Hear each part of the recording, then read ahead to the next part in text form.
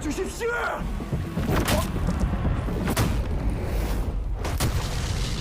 Selling Samaro, Songani Indian Line, Kim Sore Kali Jago Tuyavira, Lamaro, Cardassidia Lumai Diaga, Secret Tawine, King Bow, the made that secret Piazza like by Kingara, two Saiji Yene, Bama Mapiovene, Shiu Sasha Doggy.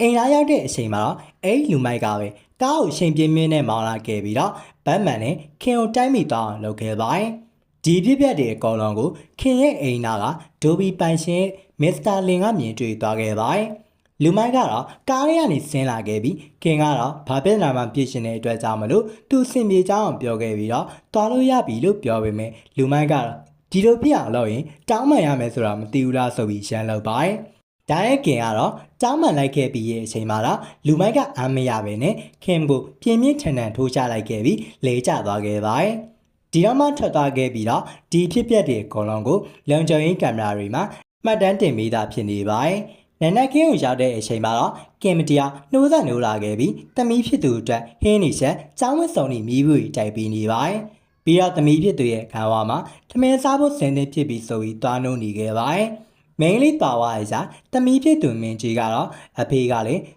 two Miran Naushani, a Meja Lube Soi, say to Mazone Pioni Gay. Kimga same so wene, Pionam Piombia like Gabia, do ye the me janga, a yeeba set the boardra, funny people that shell it down my. The media to gara, do ne genie ponema people, Pio Gabia, do ye the ngaging, Harry and phone mago babya, Janta lage. Lama Mr. Lene to ye shema, Mr. Lengara, Menina, the media to ye be, a simple lalo mebu piangabime. Namely, Drazamalo, Sagalan like Gaby, with Sarigo, shouting, do ye to be silent, you like Gabalo, pure like by. Diamond Mijigara, Nemi Tata Gavira, Pascabo Tata Gavai. Kanachara, Eatra like Kimsio, Lemnea like Gaby, Shema, Nya Simpi Lalu Megaby, Dunyaga, Women Panangelo, Shanchani Galo, Pepia Gavai. Kimgale, a simple town pure Shemave, 2 years with Sario Sholuya Jango, to be sound lapo corny game me, Kimgale Ying Ebio Tadage by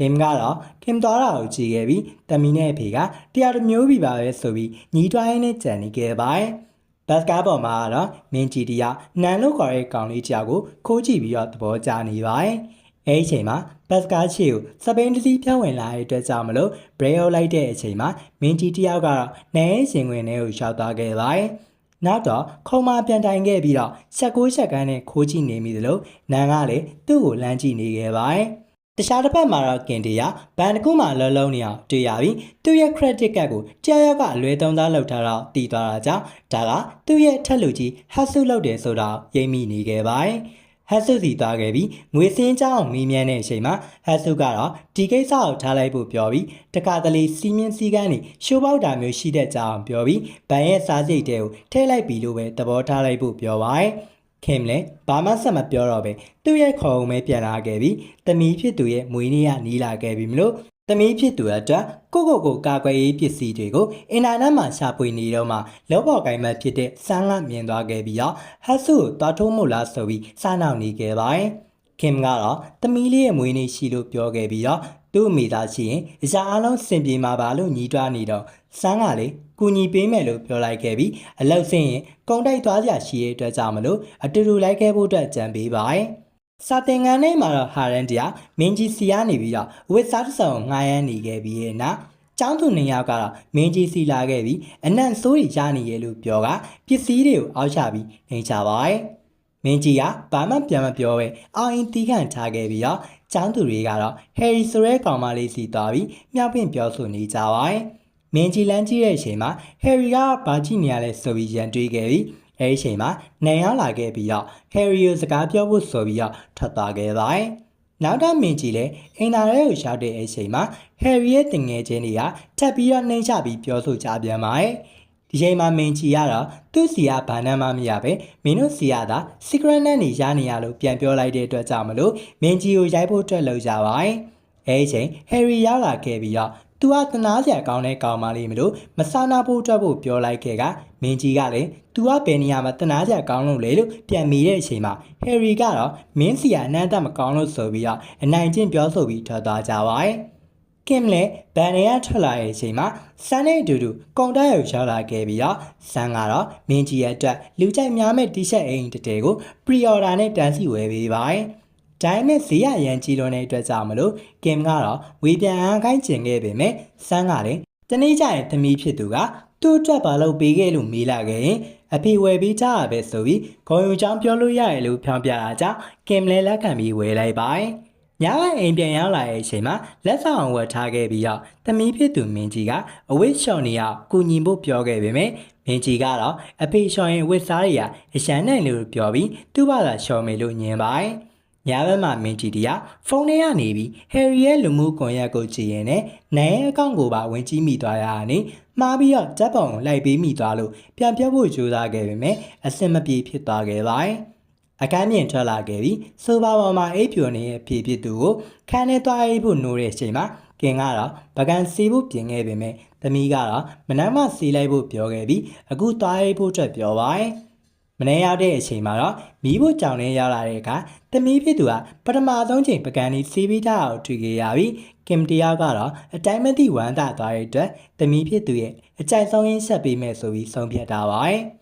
ကြားမှာတော့မင်းကြီးတရားဗီဒီယိုတွေကအာကစားဝတ်စုံပြောင်းနေတာတွေ့ခဲ့ရပြီးတော့ဟယ်ရီတို့အစုကပြုံးစီစီနဲ့ထွက်သွားတာမြင်လိုက်ရပါတယ်။ဟယ်ရီစီသွားမိရဲ့အချိန်မှာခုံပေါ်မှာတင်ထားပေးရလို့ပြောပေမဲ့တကယ်တမ်းဟယ်ရီတို့ကတော့ဝတ်စုံအမိုက်ပုံနဲ့ချေပြခဲ့တာပါ။မင်းကြီးတရားညစ်ပတ်နေတဲ့ဝက်စားရင်းနဲ့အာကစားရုံနဲ့ဝင်လာတာကိုနားမြင်သွားခဲ့ပြီးတော့သူ့ရဲ့ကောက်အင်းကြီးကိုရှုပ်ပေးပြီးတော့ဝယ်ခိုင်းကားခဲ့ပါတယ်။တခြားတစ်ပတ်မှာတော့ဟတ်ဆုတီယာသူ့ရဲ့တိုက်ကွမ်ဒိုတင်တန်းကျောင်းမှာရှိနေပြီးအဲဒီနောက်မှာတော့လူတွေကိုကူညီရတာသဘောကျတဲ့ဂျွန်ရှီယောလို့ခေါ်တဲ့တခြားတစ်ယောက်နဲ့လည်းမိတ်ဆက်ထားပါတယ်။ဂျွန်ရှီယောကတော့သူ့ရဲ့လက်ဝက်နေရာမှာဂိမ်းစော့နေတော့မှဟတ်ဆုကရောက်လာခဲ့ပြီးတကားကိုအားကုန်ကန်ပွင့်ခဲ့ပါတယ်။ဂျွန်ရှီယောကတော့စိတ်ဆိုးပြီးတော့အော်ရနေပေမဲ့ဟတ်ဆုကတော့သူတို့တွေတနေ့မှတခါစုံတဲ့နေ့ကိုမိသွားပြီလားလို့ပြောရင်းနဲ့ခေါ်ထုတ်သွားခဲ့ပါတယ်။နောက်တော့နေ့ရောက်တာစားသောက်ဆိုင်တစ်ခုမှာသူတို့ရဲ့တငယ်ချင်းဖြစ်တဲ့ကင်နဲ့တွေ့ဆုံကြပါတယ်။တာသမီတွေကြောင်းစကားစမြည်ပြောကြရင်နဲ့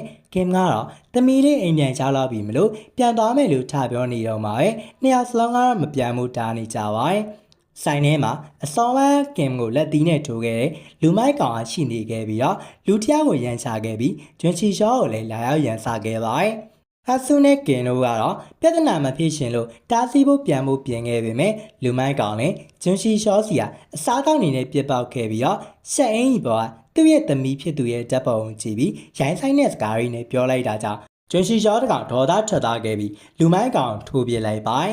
ရံမွဲကြီးကျယ်ဖြစ်သွားပြီးရဲရီရောက်လာတဲ့အချိန်မှာတော့ကင်ကတော့အတာလေးပဲမသိသလိုထွက်သွားခဲ့ပါတယ်။နက်ကင်းမှာတော့ကင်တီယာမင်းကြီးရဲ့ဝတ်စားတွေကိုတင်ပေးနေရင်လည်းနမ်ရဲ့အင်ကြီးကိုတွေ့သွားခဲ့ပြီးတော့သူ့ရဲ့သမီးရဲ့ရည်သားလားဆိုပြီးတွေးနေခဲ့ပါတယ်။မင်းကြီးကတော့ကြောင်းအောင်ရောက်သွားခဲ့တဲ့အချိန်မှာနမ်အင်ပြန်ပေးခဲ့ပြီးတော့ကျေးဇူးတင်စကားပြောခဲ့ပါတယ်။နမ်ကတော့မင်းရဲ့ငါးပုံကိုလိုက်ပေးခဲ့ရလားဆိုပြီးမေးခဲ့ပေမဲ့မင်းကြီးကတော့ညင်းခဲ့ပြီးတော့နန်လည်းမင်းကြီးရဲ့ဖုန်းစီမက်ဆေ့ပို့လိုက်တဲ့အချိန်မှာဖုန်းကတန်ပြေးသွားတဲ့အတွက်ကြောင့်မလို့ရှက်ကူးရှက်ကန်းနဲ့ထွက်ပြေးလာပါတယ်။ဒါဟယ်ရီတို့ကမချီမနှက်ကြည့်နေခဲ့ပြီးတော့မင်းကြီးကိုတော့ပစ္စည်းတူလောင်ကန်းနဲ့ခေါ်သွားခဲ့ပြီးသူ့ရဲ့ရေးသားနဲ့မပတ်သက်ဖို့အတွက်ရန်တွေ့ပါတယ်။မင်းကြီးကတော့သူတို့တွေပဲအကောင်လုံးဝစ်ဆောင်အမိုက်ပုံးလေးပြစ်လိုက်ကြတာမဟုတ်ဘူးလားဆိုပြီးပြန်ပြောတဲ့အချိန်မှာဟယ်ရီကတော့မင်းကြီးကိုကန်ချပစ်လိုက်ခဲ့ပြီးမင်းစီကအမေမရှိတဲ့ကလေးတယောက်ရဲ့အနံ့ဆိုရင်နန်းနေရပဲဆိုပြီးတော့ထပ်ပြီးတော့နှိမ့်ချပြောဆိုပါတယ်။ဒီချိန်မှာမင်းကြီးလည်း